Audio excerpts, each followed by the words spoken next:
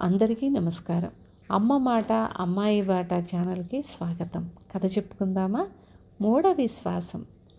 యువకుడైన రాజా విక్రమసింహుడు తన సామంతరాజు వీరకేతుడి కుమార్తె గీతాంజలి అందచందాలను గురించి విని ఆమెను వివాహమాడాడు. ఒకనాడు విక్రమసింహుడి బావమరిది సుకేతుడు వచ్చి 7 విలువగల రత్నాలను బహూకరించాడు. అలా బావమరిది తనకు 7 రత్నాలను బహూకరించటం తనకు కీడు కోరడం వల్లనేనని పట్టరాని కోపంతో విక్రమసింహుడు అతన్ని ఖైదులో పెట్టించాడు. విక్రమసింహుడికి కొన్ని మూఢ విశ్వాసాలున్నాయి. 7 సంఖ్య అంటే అతడికి తగని భయం. అతడికి 7వ ఏట జలగండం తప్పింది. ఒకనాడు 7 ముఖ్యులతో వేటకు వెళ్ళి అరణ్యంలో వాళ్ల నుంచి వేరుపడి హఠాత్తుగా మీదికి దూకిన పులితో హోరాహోరీ పోరాడుతూ ఉండగా వాళ్ళు వచ్చి అతన్ని రక్షించారు. తన అన్న ఖైదు పాలైనందుకు గీతాంజలి చాలా దుఃఖించింది. ఆమె తండ్రి వీరకేతుడు అల్లుడి మనసు నొప్పించకుండా తన కుమారుడి విడుదల జరిగే ఉపాయం కోసం ఆలోచించసాగాడు.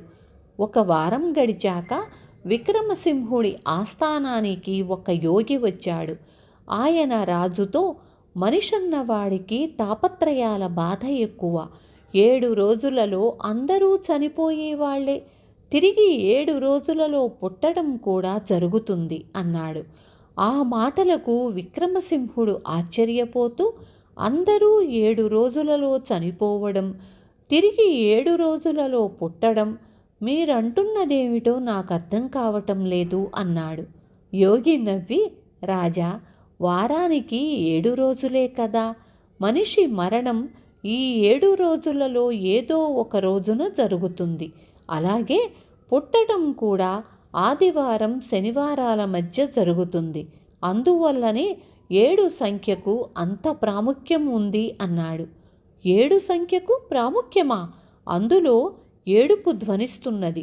7 చాలా చెడ్డ సంఖ్య అని విక్రమసింహుడు తన అనుభవాలు చెప్పాడు.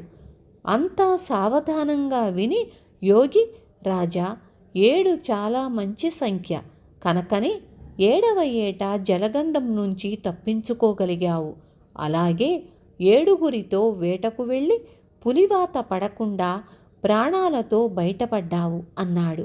విక్రమసింహుడు యోగి చెప్పినది నమ్మలేనట్లుగా తలపంకించడం చూసి, యోగి, మహాపురుషులని మన పురాణాలు చెప్పినది 7. సూర్యుడి రథానికి అశ్వాలు 7, సంగీత స్వరాలు 7, అలాగే 7 జన్మల బంధం అంటారు. పెళ్లిలో వధూవరుల చేత 7 అడుగులు వేయిస్తారు.